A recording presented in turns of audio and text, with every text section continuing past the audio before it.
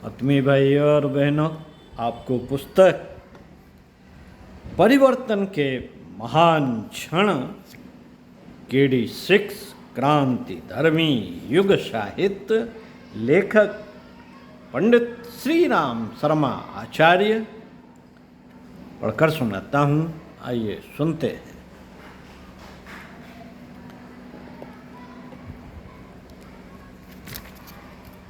20वीं सदी का अंत आते आते सचमुच समय बदल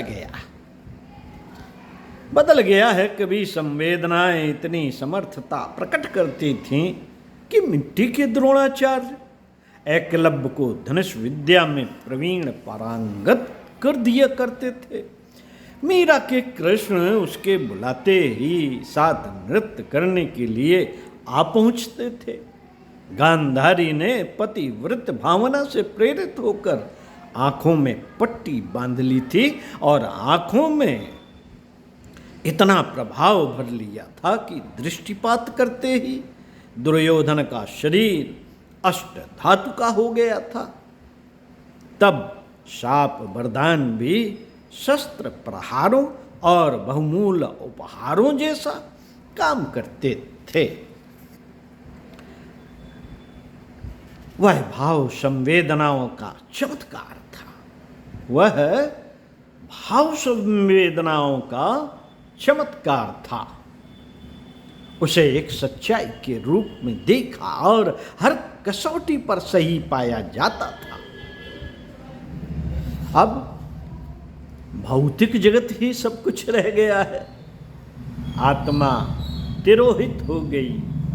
शरीर और विलास वैभव ही सब कुछ बनकर रह गए हैं। यह प्रत्यक्षवाद है।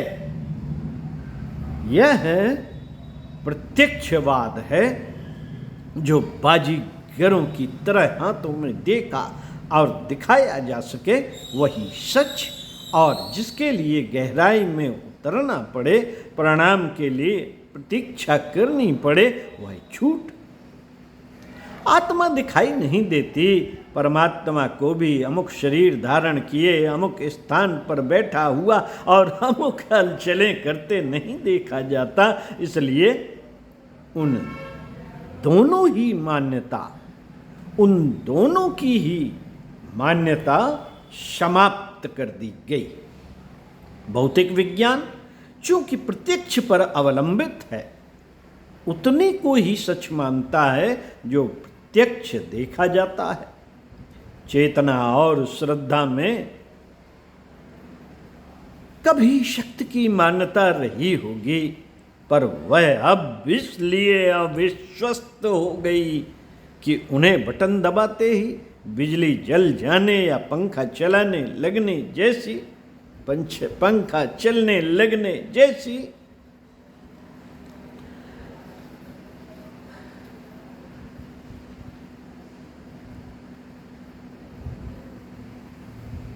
प्रत्यक्ष नहीं देखा जा सकता। जो प्रत्यक्ष नहीं वह अमान्य। भौतिक विज्ञान और दर्शन की यह कसौटी है।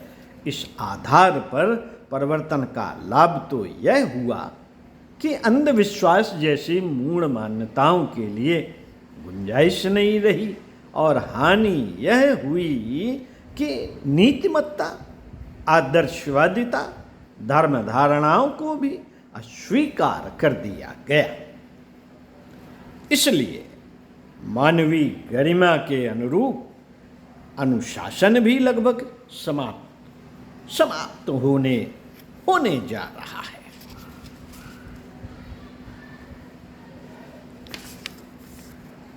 नई मान्यता के अनुसार मनुष्य एक चलता फिरता पौधा मान लिया गया है। अधिक से अधिक उसे वार्तालाप कर सकने की विशेषता वाला पशु माना जाने लगा।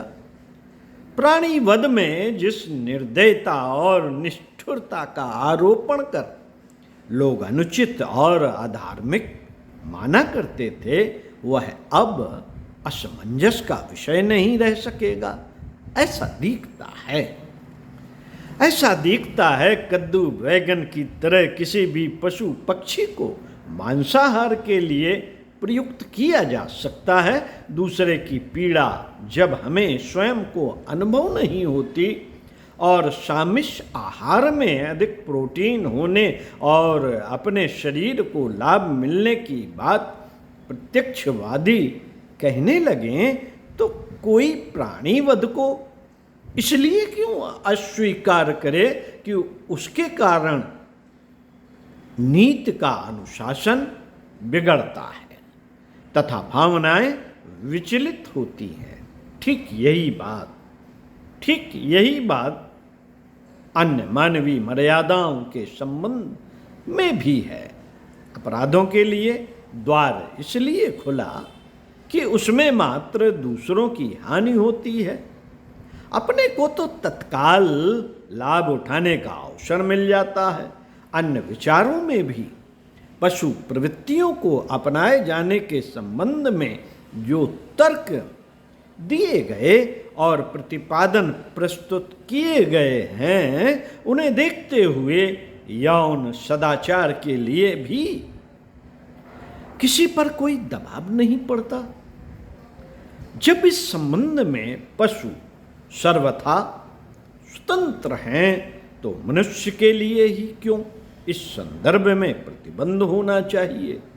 जीव जगत में जब धर्म, कर्तव्य, दायित्व जैसी कोई मान्यता नहीं तो फिर मनुष्य ही उन जंजालों में अपने को क्यों बांधे।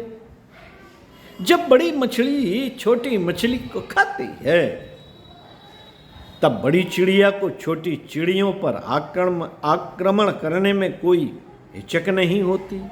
जब चीते हिरन स्तर के कमजोरों को दबोच लेते हैं तो फिर समर्थ मनुष्य ही अपने असमर्थ जनों का शोषण करने में क्यों चूके। प्रत्यक्षवाद ने भौतिक विज्ञान के सुविधा संवर्धन के लिए कितने ही नए नए आधार दिए हैं, तो उसकी उपयोगिता और यथार्थता पर क्या किसी को संदेह करना चाहिए।